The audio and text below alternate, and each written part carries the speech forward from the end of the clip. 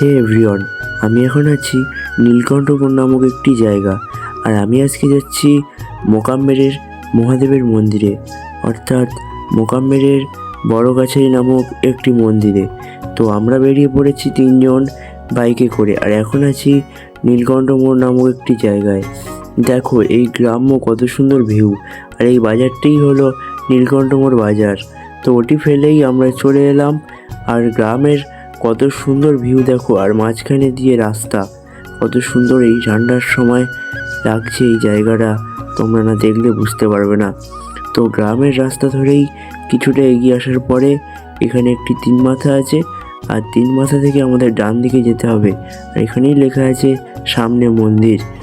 তো দেখো গ্রামের এই মধ্যখানে রাস্তা দিয়ে আমরা 3 জন যাচ্ছি, আর সূর্যটা কত সুন্দর লাগছে পশ্চিম আকাশে, কারণ আমরা বিকেল টাইমে যাচ্ছিলাম, তাই সূর্যটা পশ্চিম আকাশে ছিল। তো আমরা 3 জন চলে এলাম ফাইনালি সেই মন্দিরের কাছে। দেখো মন্দিরটা কত সুন্দর, আর বিকেল টাইমে এখানে সবাই এসে একটু টাইম পাস করছে। আর এইখানেই চৈত্র মাসে অনেক লোকজন এবং অনেক ভিড় হয়, অনেক বড় একটি পুজো এবং একটি মেলা হয়। আর খানিকক্ষণ থাকার পরে এত সুন্দর লাগছিল এখানে যে যেতে ভালো লাগছিল না কিন্তু। আর এদিকেই দেখো দুটো সিংহের মূর্তি, পিছনে দুটো শিব ঠাকুরের ষাঁড়ের মূর্তি আছে। আর এইখানে এই পুকুরটায় কিন্তু সবসময় জল ভর্তি থাকে, কিন্তু এখন দেখলাম জল নেই। আর ওই দিকে ওই যে মন্দিরটা দেখা যাচ্ছে, ওটা হচ্ছে কালী মন্দির, শ্মশান কালী মন্দির, নতুন তৈরি হচ্ছে।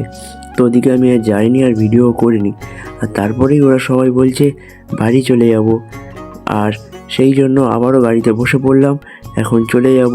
আর যারা ব্লগ ভিডিওটা শেষ অবধি কন্টিনিউ করলে তাদেরকে অসংখ্য অসংখ্য ধন্যবাদ এবং আমার ভালোবাসা। সবাই ফলোটা করে নাও।